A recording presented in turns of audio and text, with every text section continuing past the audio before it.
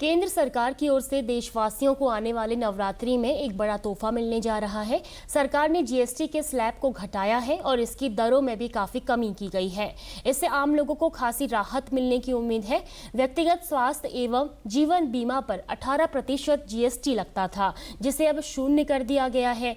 खेती किसानी में काम करने वाले उपकरणों पर अब जीएसटी को 12 के बजाय 5% किया गया है। इससे किसानों को लाभ मिलने वाला है। इससे किसान काफी खुश हैं।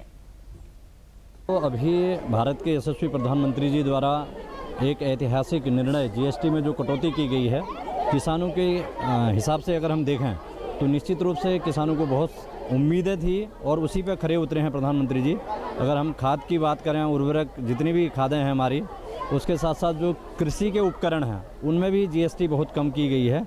और जहाँ तक जो मैदानी क्षेत्र है उत्तराखंड का, वहाँ ट्रैक्टर इत्यादि से खेत की बुआई जुताई होती है, तो उनके टायर को लेकर के और अन्य जो भी उपकरण हैं उसमें काफ़ी कटौती की है। निश्चित रूप से सारे किसान भाई उत्साहित हैं और जल्दी ही ये लागू होने वाली है, तो इससे किसानों को बहुत फ़ायदा होने वाला है। इसके साथ ही साबुन, शैम्पू, तेल और अन्य घरेलू सामानों पर अब 12 और 18% के बजाय 5% जीएसटी कर दिया गया है। इससे गृहिणियों के चेहरे खिल गए हैं। इस विषय में हम बहुत धन्यवाद करना चाहेंगे कि उन्होंने जो है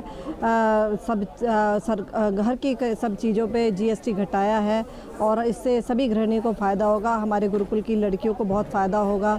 हमारी हर चीज़ों के लिए बहुत फ़ायदेमंद चीज़ है ये कि हर सामान पर उन्होंने घर की छोटी छोटी चीज़ों के लिए जीएसटी कम किया है। जो आम जन की रोज़ की हमारी आवश्यकता है उनके लिए कम किया है। इसके लिए हम उनका बहुत धन्यवाद करते हैं। इसके साथ ही पढ़ाई लिखाई में उपयोग होने वाली पेंसिल, नोटबुक समेत स्टेशनरी को जीएसटी मुक्त किया जाना भी छात्र छात्राओं को काफ़ी अच्छा लगा है।